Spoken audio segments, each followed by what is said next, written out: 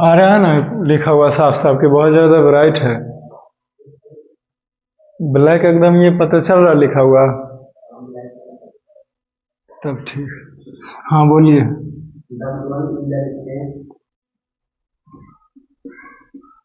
Time graph.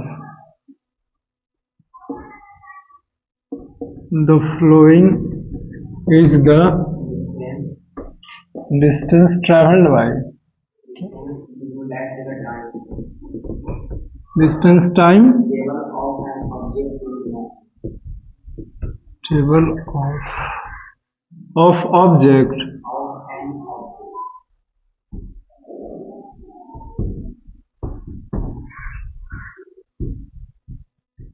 of an object in motion।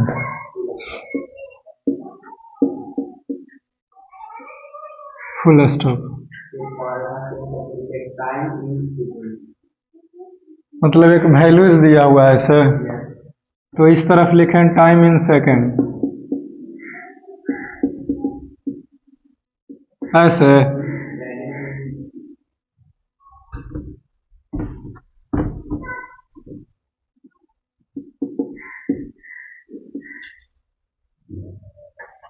इधर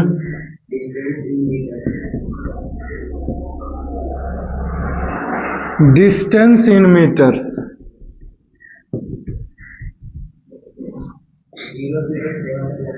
zero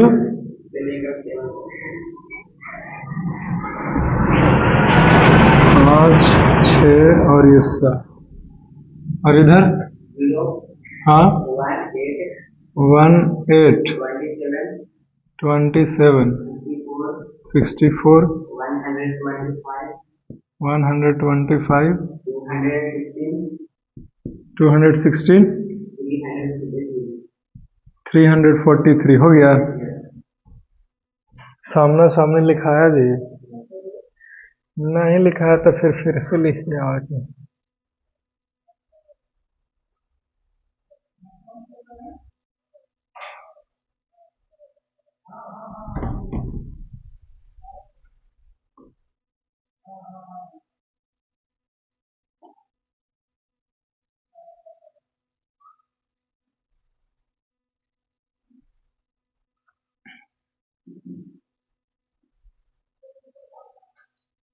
हाँ बोलो 27 के नीचे।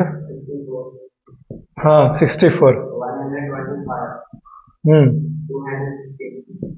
हाँ अच्छा बस इतना ही है। तो ये वो ज्यादा दिया हुआ है time.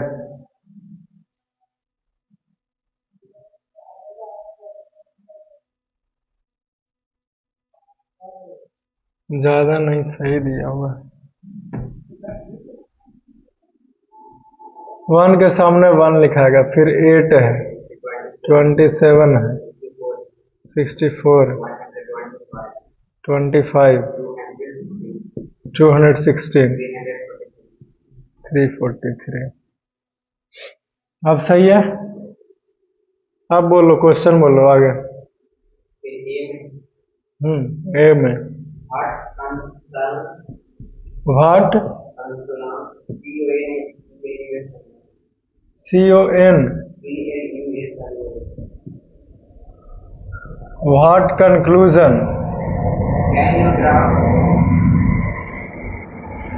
Can you draw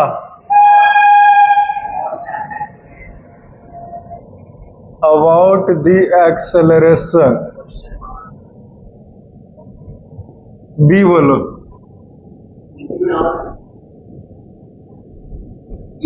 question mark आ गए।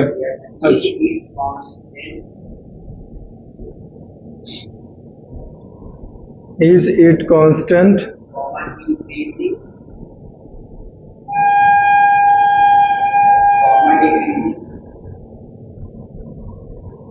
Comma decreasing?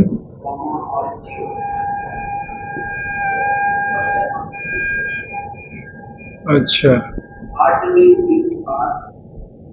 What do in fear?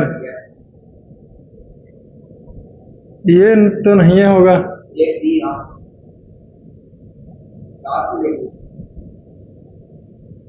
INFERE।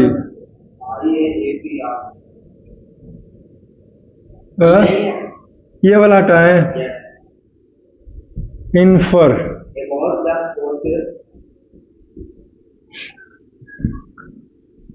About the forces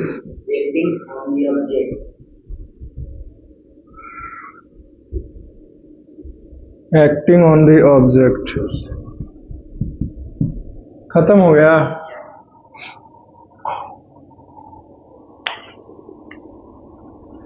देखने में लग रहा है मुश्किल कि फिगर दिया हुआ है, ये कैसे बनेगा कैसे नहीं बनेगा, लेकिन बनेगा ये बहुत ही आसान तरीके से। क्या है कि डिस्टेंस टाइम ग्राफ दिया हुआ है, इस तरफ डिस्टेंस दिया हुआ है, इस तरफ टाइम दिया हुआ है, ठीक है। कि 0 सेकंड में 0 डिस्टेंस गया है, 0 मीटर गया, 1 सेकंड में 1 मीटर चला गया, 2 सेकंड में 8 मीटर गया है, 3 सेकंड में 27 मीटर, 4 सेकंड में 64 मीटर, 5 सेकंड में 125 मीटर, 6 सेकंड में 216 मीटर और 7 सेकंड में 347 मीटर। अच्छा 343 मीटर। 7 को 3 बार गुना करो तो 7 49 गुना 7 करो, क्या 343 आता है?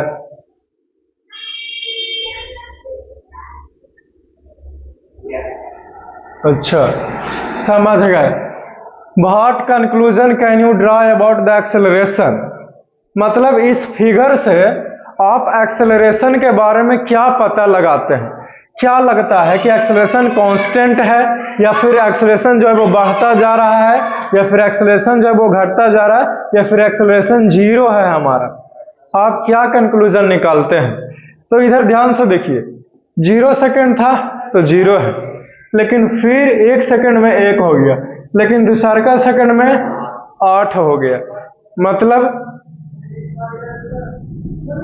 2 के स्क्वायर 3, तो 3 के क्यू होगा ना जी।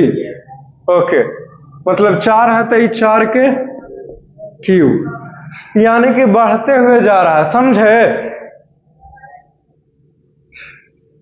तो डिस्टेंस है और टाइम है, तो इससे स्पीड निकाल सकते हैं हम लोग, है कि नहीं? जौन सेकंड में निकालना चाहेंगे स्पीड उस सेकंड में निकल जाएगा। जैसे तीसरा सेकंड में निकालेंगे तो 27/3 करेंगे तो 3×27, तो 9 मीटर पर सेकंड का स्पीड आया। तो चूंकि यहाँ पे स्पीड कुछ और होगा, यहाँ पे कुछ स्पीड कुछ और है, और स्पीड मतलब वेलोसिटी, क्योंकि इस चैप्टर में हमने ये भी तो आपको बताया था पहले वाले पुराने वाले चैप्टर में कि कभी कभी स्पीड बोलें चाहे वेलोसिटी बोलें, कभी कभी एक ही बात हो जाता है। Force and laws of motion का ना चैप्टर है जी। ओके, तो लेकिन इससे पहले वाला चैप्टर में तो बताया था, मोशन वाला चैप्टर में जो खत्म हो गया ना, उस चैप्टर में क्या बताया था कि स्पीड बोल रहे हैं चाहे वेलोसिटी बोल रहे हैं कभी कभी सेम हो जाता है, समझे? तो चूंकि स्पीड जो है वो इंक्रीज कर रहा है, यानी कि वेलोसिटी भी इंक्रीज ही कर रहा है, राइट? तो जब वेलोसिटी इंक्रीज कर रहा है तो हमारा एक्सेलरेशन भी इंक्रीज ही करेंगे। क्यों? क्योंकि change in velocity by time को ना बोलते हैं एक्सेलरेशन। एक्सेलरेशन बराबर क्या होता है, तो v माइनस यू अपॉन में टी। तो v माइनस यू मतलब चेंज इन वेलोसिटी, है कि नहीं। v क्या है, फाइनल वेलोसिटी, u क्या है, इनिशियल वेलोसिटी। तो चूंकि चेंज इन वेलोसिटी बढ़ता चला जा रहा है, इसीलिए एक्सेलरेशन भी बढ़ता जाएगा, है कि नहीं। ये तो पता चल गया है कि इंक्रीजिंग है ये एक्सेलरेशन, डिक्रीजिंग कांस्टेंट नहीं है। रुका हुआ कहाँ है, कांस्टेंट का मतलब एक जीरो हो जाता है ना, कांस्टेंट एक्सेलरेशन मतलब डिक्रीजिंग, घट भी तो नहीं है रहा, जीरो भी तो नहीं, रुका हुआ भी नहीं है, जीरो भी नहीं है, घट भी नहीं रहा, इंक्रीजिंग है क्योंकि वेलोसिटी इंक्रीज कर रहा है। क्लियर। अब बताना यह है कि किस तरह से बढ़ रहा है। क्या दो तरह के एक्सेलरेशन बताया था, यूनिफॉर्म एक्सेलरेशन और नॉन यूनिफॉर्म एक्सेलरेशन। तो दोनों में से मतलब कि कैसा एक्सेलरेशन है, अब यह भी इंफॉर्मेशन देना पड़ेगा, तब जाकर के एक आंसर खत्म हो जाएगा। तो चूंकि यहाँ पे क्या देख रहे हैं, क्या देख रहे हैं कि यहाँ पे डिस्टेंस जो है वो क्यूब क्यूब होते जा रहा है, नीचे भी क्यूब ही होते जाएगा, समझे। ये हो जाएगा 5 के क्यूब, ये हो जाएगा 6 के क्यूब और ये हो जाएगा 7 के क्यूब। तभी तो 7 गुना 7 दो बार हुआ, 7 7 49, फिर से 7 से गुना किया तो इतना आया। तो चूंकि देख रहे हैं, ये क्या देख रहे हैं, एक लड़ी में एक लाई से ये बढ़ते जा रहा है एकदम यूनिफॉर्म तरीके से, एकदम क्यूब क्यूब क्यूब क्यूब ही है, तो यूनिफॉर्म तरीके से बढ़ते जा रहा है ना वेलोसिटी। तो इसीलिए हमारा एक्सेलरेशन भी कैसा होगा, तो यूनिफॉर्म एक्सेलरेशन होगा। ठीक है, तो ए में आंसर जो है वो लिख लीजिए, लिखेंगे कि clearly the rate of change in velocity is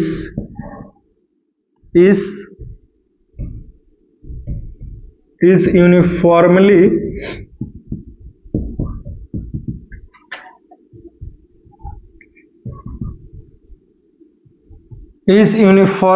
increasing। ठीक है, राइट। इसीलिए hence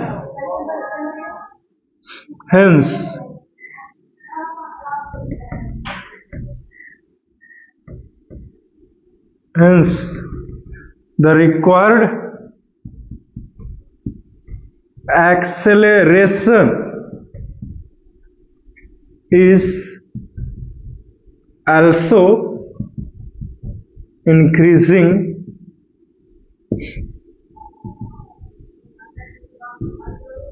यूनिफॉर्मली। चलो खत्म हो गया ये आंसर ए का। ठीक है, अब देखिए बी में पूछा कि what do you infer about the forces acting on the object. उस ऑब्जेक्ट के ऊपर जो फोर्स लग रहा है उसके बारे में आप क्या कहना चाहिएगा, ये बी में पूछ रहा है, समझे। तो चूंकि हमने तो आपको पढ़ाया है कि नहीं, हमने आपको क्या पढ़ा कि फोर्स बराबर मास गुना एक्सेलरेशन। तो चूंकि फोर्स जो है वो एक्सेलरेशन के डायरेक्टली प्रोपोर्शनल ना हुआ जी, है कि नहीं। लिखेंगे since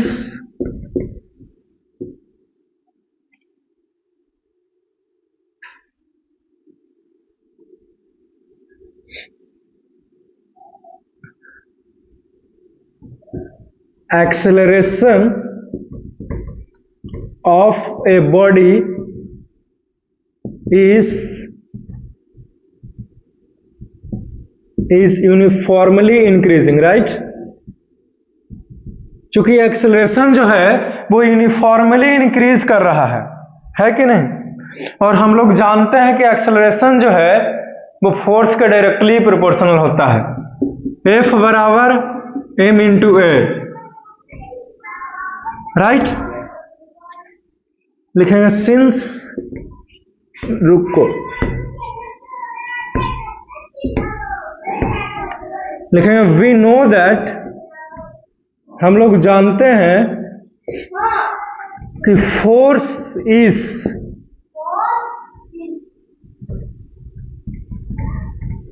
directly proportional to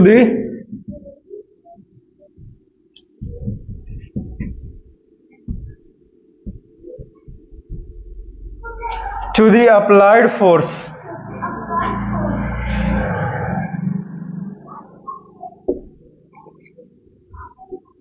hence, comma,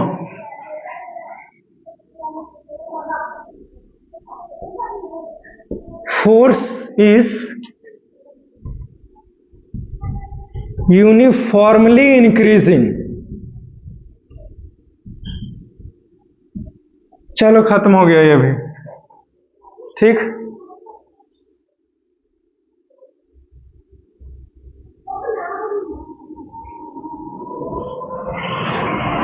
इसमें से कुछ पूछना है तो बोलो। बी का नहीं समझा। एफ बराबर ए में, तब फोर्स जो है वो एक्सेलरेशन के डायरेक्टली प्रोपोर्शनल हुआ ना, यानी कि एक्सेलरेशन बढ़ रहा है तो फोर्स भी बढ़ेगी ना जी। तो चूंकि एक्सेलरेशन जो है वो यूनिफॉर्मली इंक्रीजिंग है, यानी कि यूनिफॉर्म तरीके से, यानी कि एक समान बढ़ते जा रहा है, यानी कि हर बार क्यूब हो रहा है एक्सेलरेशन का, ठीक है। तो फोर्स भी तो हर बार क्यूब होते हुए बढ़ेगा।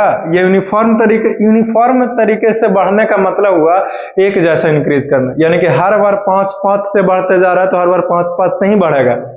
क्लियर? जैसे अभी वेलोसिटी है 5 मीटर पर सेकंड, फिर 5 ऐड करते चल जाइए, फिर 10 होगा, फिर 15 मीटर पर सेकंड, फिर 20 मीटर पर सेकंड, फिर 25 मीटर पर सेकंड। तो इसको बोलते हैं यूनिफॉर्म तरीके से बढ़ना कोई भी चीज।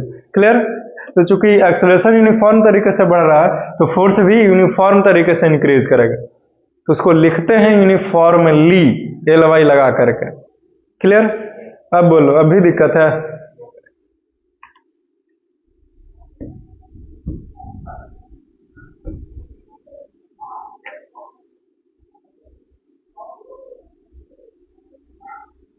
आसान था ना?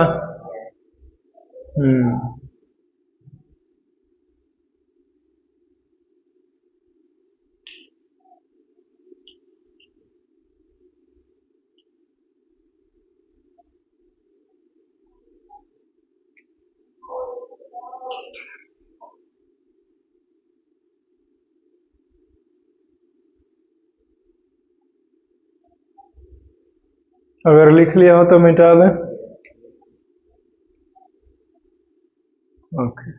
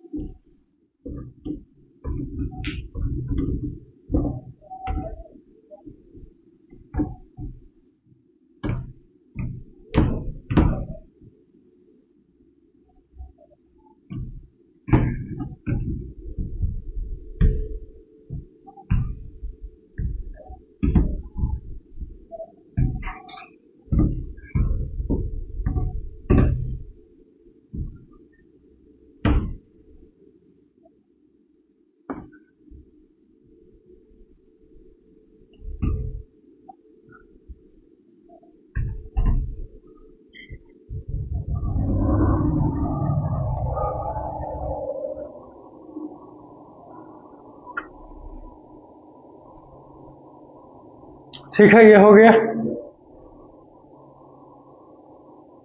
पता नहीं इधर जनरेटर चालू कर दिया का।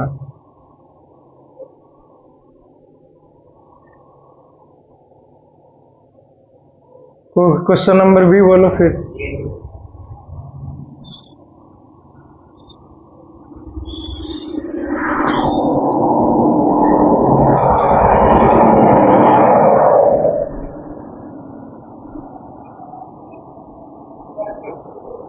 हाँ बोलिए question.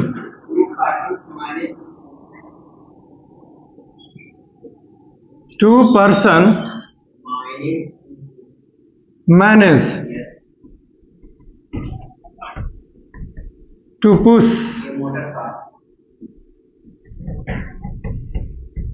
To push a motor car of mass 1200 kg। Okay,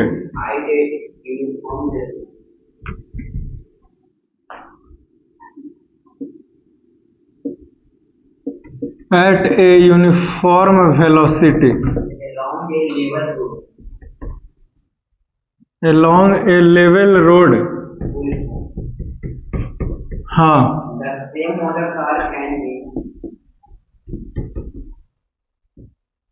the same motor car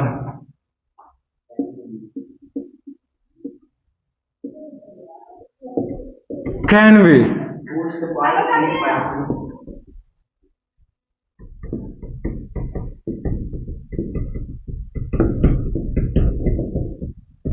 pushed by 3 persons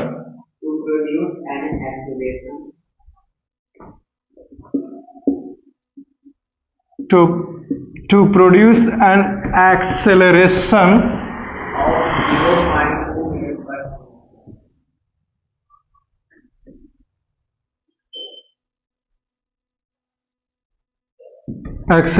of 0.05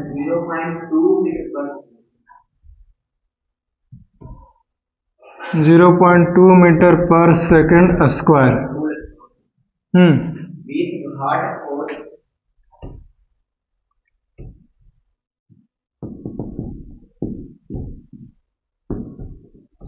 With what force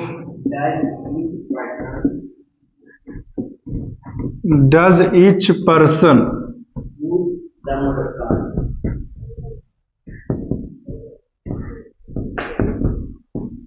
push the motor car? Bracket में क्या है बोलो? Assume that all person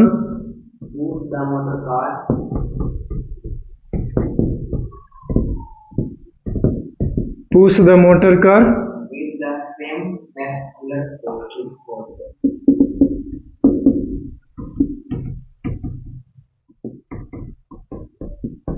with the same muscular force,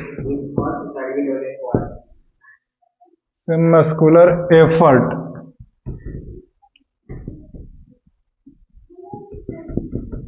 खत्म।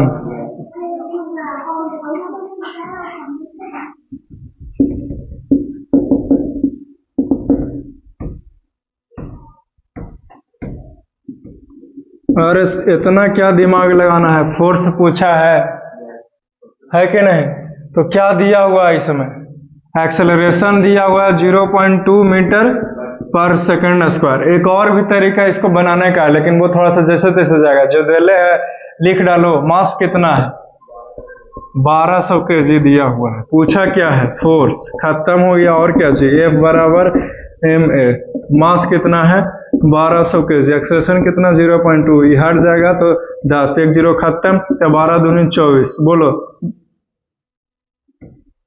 कितना आता है जी? 240 Newton force आता है जी। 12 दूनी 24। आंसर खत्म हो गया जी। इतना ही आएगा। नहीं आ रहा तो आंसर वही गलती है।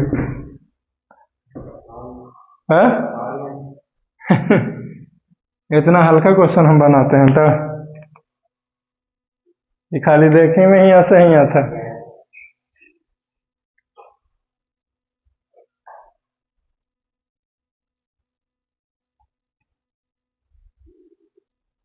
कोई नहीं बोला कि क्वेश्चन नहीं पता चला सर। पता चल गया ना? कुछ नहीं है, कह रहा ना कि 2 आदमी मिल करके मोटर कार को धक्का दिया ना तो उसमें कुछ भी नहीं हुआ होगा, राइट? इसीलिए तो 3 आदमी मिलकर धक्का दिया, तब उसके अंदर एक्सेलरेशन जो है वो 0.2 मीटर पर सेकंड स्क्वायर हो गया, राइट? और दिया हुआ मोटर कार का जो मास है वो 12,000 kg है, सॉरी 1200 kg है। तो कितना फोर्स जो है वो एक व्यक्ति लगा रहा है, समझे? तो एक व्यक्ति जो है वो 240 न्यूटन का फोर्स लगा रहा है। क्लियर? मान लेते हैं कि एक व्यक्ति F न्यूटन का फोर्स लगा रहा है, ठीक है? तो ऐसे ही निकलेगा और कुछ नहीं है। चलो ये खत्म होता है। और जैसे तैसे हो जाएगा फिर, और डिटेल में जाने के बाद। खत्म हो गया ना? मिटाएं तो फिर इसको, क्या और कुछ पूछना है इसमें?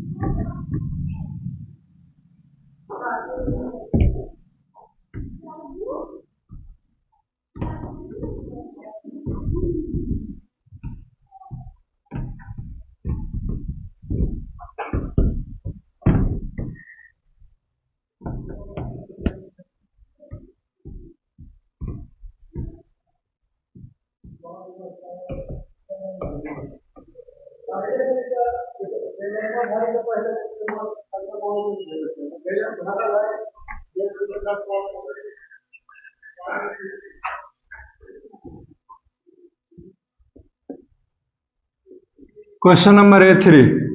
hammer of mass HMER,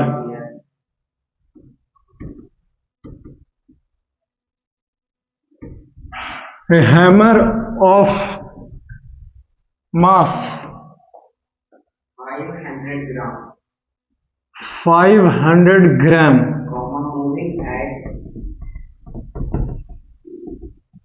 moving at 50 meter per second, 50 meter per second, strikes a nail. strikes a nail. The nail stops the hammer. The nail stops the hammer in a very short time. in a very short time of 0.01 seconds. What is the force of the nail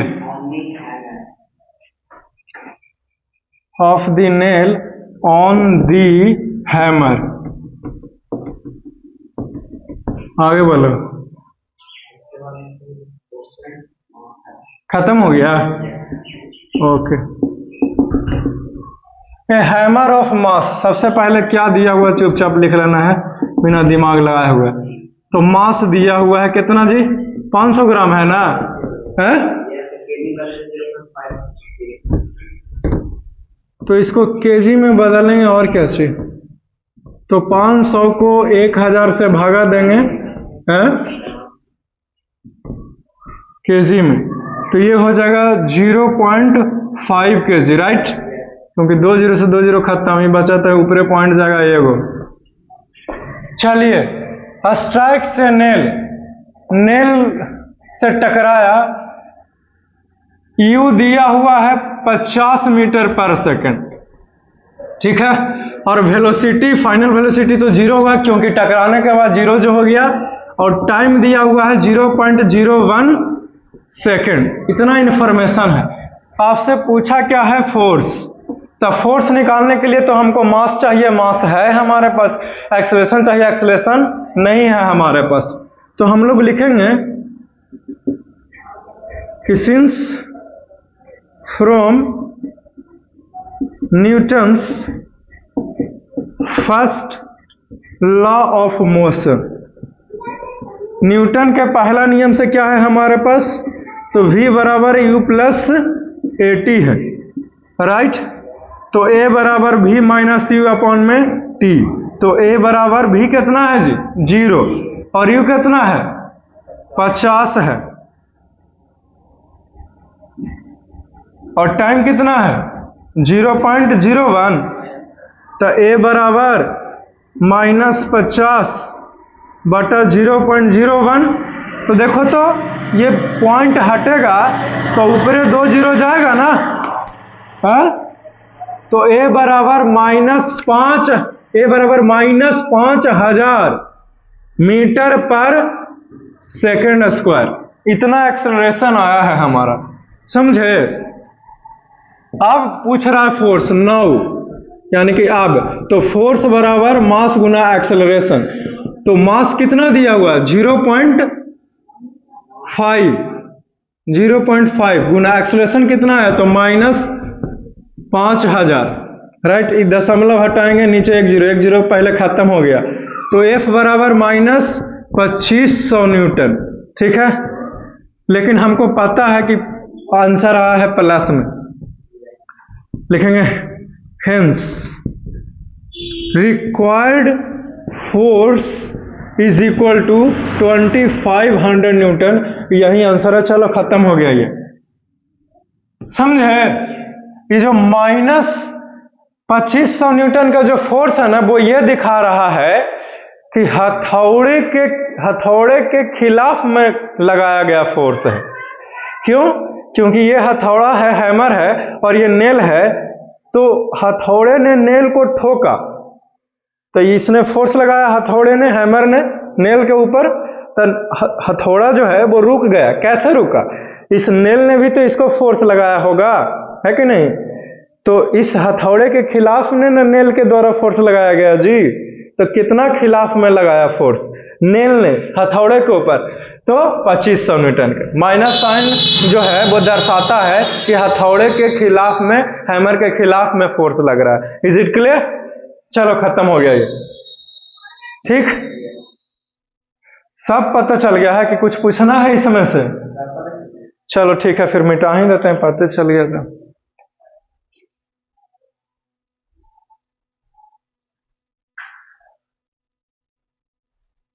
एक और question है, नहीं फिर खत्म कहानी है। फिर इस चैप्टर से संन्यास ले लेगा। अरे तेरी के। अच्छा, कुछ दिन और फिर किताब से संन्यास लेवा देंगे। नहीं,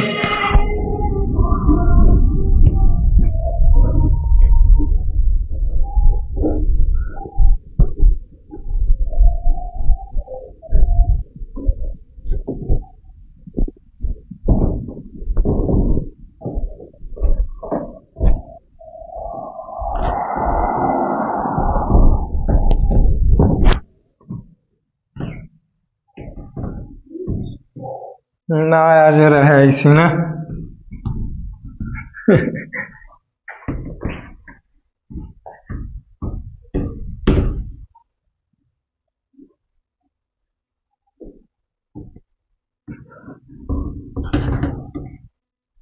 ज्यादा नहीं बचल है, बस 2 चैप्टर और ना।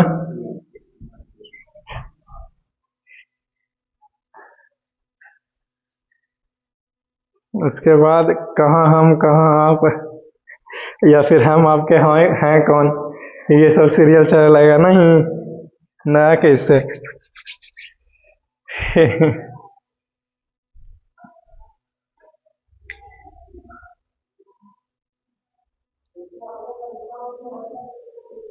हाँ, question, A motor car of mass,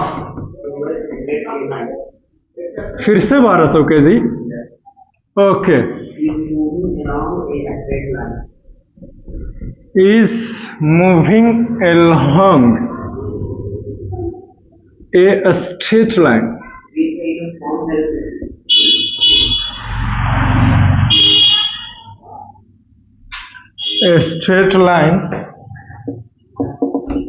with a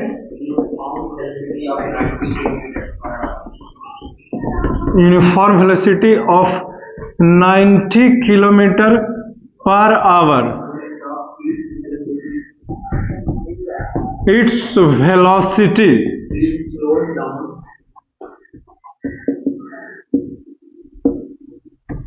is slowed down to 18 km/h in 4 seconds. by an unbalanced external force. Full stop नहीं है, by an Unbalanced external force. unbalanced external force. आगे Calculate the acceleration calculate the acceleration and change in momentum.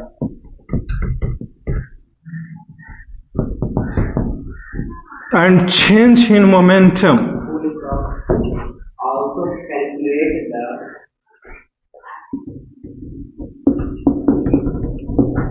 Also calculate the magnitude of the force required. magnitude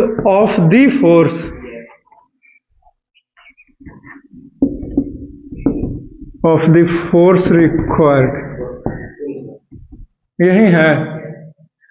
okay, बना के दिखाओ तो खुद से. देखिए ये मोटर कार है.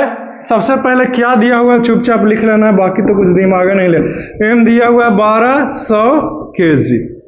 ओके, यू दिया हुआ है 90 किलोमीटर पर आवर. इसको कन्वर्ट करना पड़ेगा हमें, समझे? हाँ, मीटर पर सेकंड में. ठीक, ये किलोमीटर है, ये 1 आवर है, तो गुना होगा 1000 से तना मीटर में, और नीचे गुना होगा 3600 से तना सेकंड में. 20 से 20 खत्म.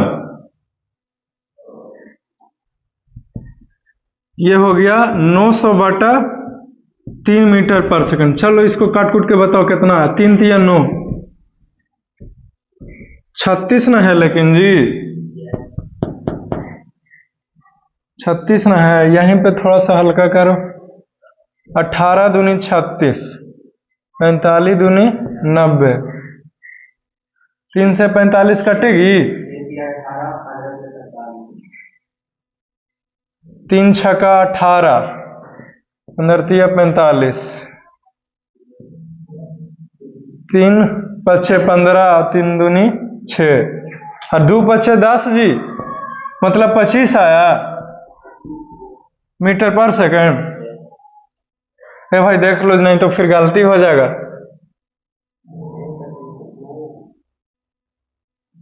18 दूनी 36, तो 45 दूनी 90, तो 3 दूनी 3 छक्का 18, फिर 3 गुना 15 करेंगे तो 45 है. 30 15 45, और फिर 2 से काटा, 3 से, 3 दूनी 6,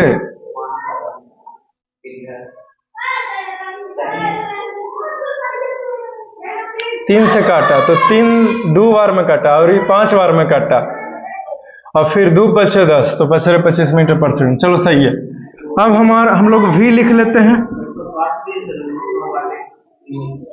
हैं? हाँ, यहाँ पे छोटा सा लिखा जाएगा 25 मीटर पर सेकंड. क्लियर है? v देखिए 18 किलोमीटर पर आवर है, राइट? यानी कि 18 किलोमीटर बटा 1 आवर, तो इसको 1000 से गुना करेंगे, है कि नहीं? और नीचे 3600 से, ये भी कट जाए तो 18 दूनी 36 और 2 पचे 10. चलो वेरी गुड. 5 मीटर पर सेकंड, राइट? ओके. टाइम कितना दिया हुआ है? 4 सेकंड. पूछा क्या है जी? एक्सेलरेशन पूछ दिया और फोर्स पूछ दिया है, राइट? क्वेश्चन क्या है आपको पता चला? तो कोई एक मोटर कार है जिसका मास 12000 kg है. वो जा रहा है एकदम सीधे यूनिफॉर्म वेलोसिटी से 90 किलोमीटर पर आवर का रफ्तार से, समझे? तो 4 सेकंड के बाद उसका जो वेलोसिटी है वो 18 किलोमीटर पर आवर हो गया। क्लियर है? तो आपको बताना है उसका स्पीड वेलोसिटी घटी है ना, यानी कि बाहर से कोई एक फोर्स लगा है, या फिर ब्रेक नहीं, ब्रेक ही मार दिया होगा, कुछ भी है कि नहीं, कोई फोर्स लगा लेकिन तभी तो स्पीड घटा। तो वो कितना फोर्स लगा है वो पूछ रहा है हमारा, ठीक है? और उस मोटर कार का एक्सेलरेशन कितना था वो पूछा है हम लोगों से। क्लियर? तो यही क्वेश्चन है। तो कैसे बनेगा? तो लिखेंगे कि now by Newton second law लिख दिया था ना इससे पहले वाला क्वेश्चन, उसको करेक्ट कर लीजिए। तो इसको फर्स्ट इक्वेशन ऑफ मोशन कर लेना, समझे? वो न्यूटन्स नहीं लिखाएंगे, ठीक है? पिछला क्वेश्चन में हमने from the Newton's first equation लिखा ना, तो आप लोग कर लीजिएगा कि by using first equation of motion, है कि नहीं? इक्वेशन ऑफ मोशन ना हमको देगा, पहला इक्वेशन ऑफ मोशन ना देगा v बराबर u plus at, right? Okay. और न्यूटन्स का पहला नियम तो ये ना कहता कि कोई भी ऑब्जेक्ट रेस्ट में है तो रेस्ट में रहेगा, मोशन में है तो मोशन में रहेगा। तो वहां पे करेक्ट कर लेना, अब नहीं कर सकता करेक्ट, नहीं तो दिक्कत होगी हमको। क्लियर है? समझे? तो by using first equation of motion, ये लिखना चाहिए था उस समय, नहीं? तो फर्स्ट इक्वेशन ऑफ मोशन क्या है भाई? तो v बराबर u प्लस at है कि नहीं? तो a बराबर v माइनस u अपॉन में t, एक निकालना है। तो v पता है, ये है कितना 5, u कितना 25 और टाइम कितना 4। तब बोलो इधर 20/4 माइनस 20/4,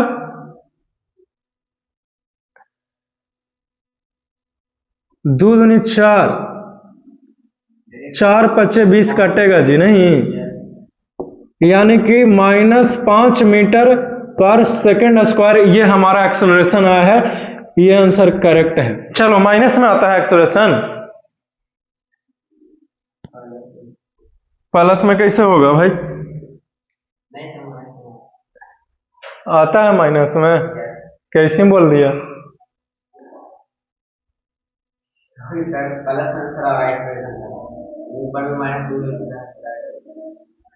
एक्सेलरेशन प्लस में आ रहा है, तो v माइनस u अपॉन में t प्लस में नहीं हो सकता, लेकिन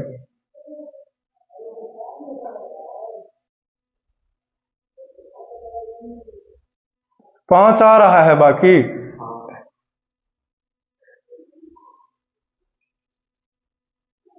क्वेश्चन सही बोला है ना? पहले 90 उसके बाद ना 18 है।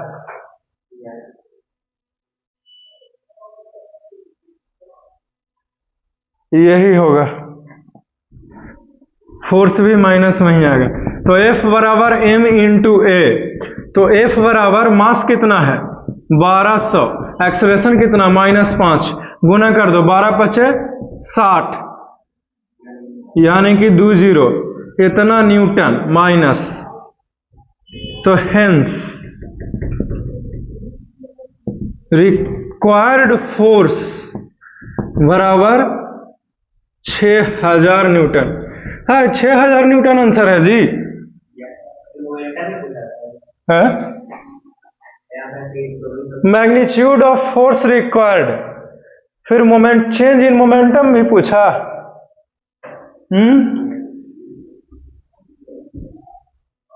फोर्स 6000 आता है, बोलो ना। तो ये जो माइनस में फोर्स आ रहा है वो यहाँ पे चीज लिखा हुआ है, लगता है कहीं ब्रेक व्रेक का लिखा है। अच्छा, अनबैलेंस्ड एक्सटर्नल फोर्स, यानी कि पहले गाड़ी 90 किलोमीटर पर आवर की रफ्तार से जा रही थी, ठीक? तो 4 सेकंड के बाद उसका स्पीड जो है वो 18 किलोमीटर पर आवर हो गया। तो कोई अनबैलेंस्ड एक्सटर्नल फोर्स बाहर से जरूर लगा है उस मोटर कार के ऊपर, ठीक है। यानी कि जिधर कार जा रही थी उसके खिलाफ में ना काम किया फोर्स जी, तो माइनस साइन से वो दर्शाया जा रहा है, समझे। अनबैलेंस्ड एक्सटर्नल फोर्स, ठीक है, बाहर से कितना लग रहा है तो 6000 न्यूटन। अब माइनस जो लगा है इससे पता चलता है कि जो फोर्सेस है वो खिलाफ में काम कर रही है। क्लियर? ओके, बोलो क्या बोल रहा था। अब चेंज इन मोमेंटम भी पूछा है। ओके, तो चेंज इन मोमेंटम क्या होगा, तो initial momentum minus final momentum. एक ही लाइन में लिखेंगे कि सिंस चेंज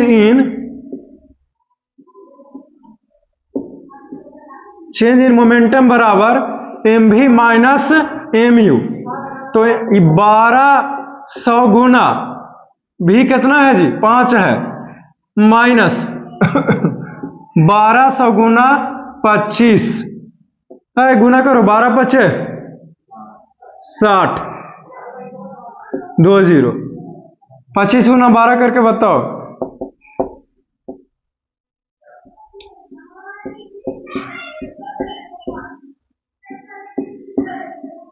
बोलो कितना, 30,000 में से 6,000 घटाओ,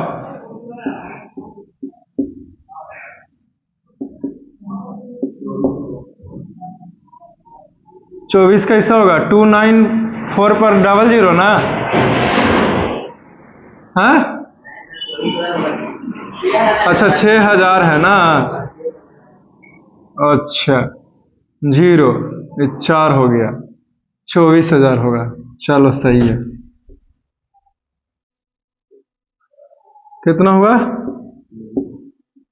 यानी कि 30, ये भी प्लस में ही आ रहा है, इतना केजी मीटर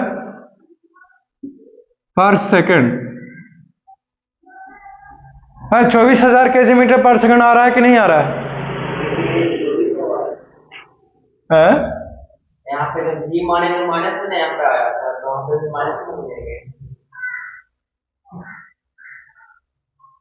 भी माइनस में करने माने हैं, मतलब नीचे जो आया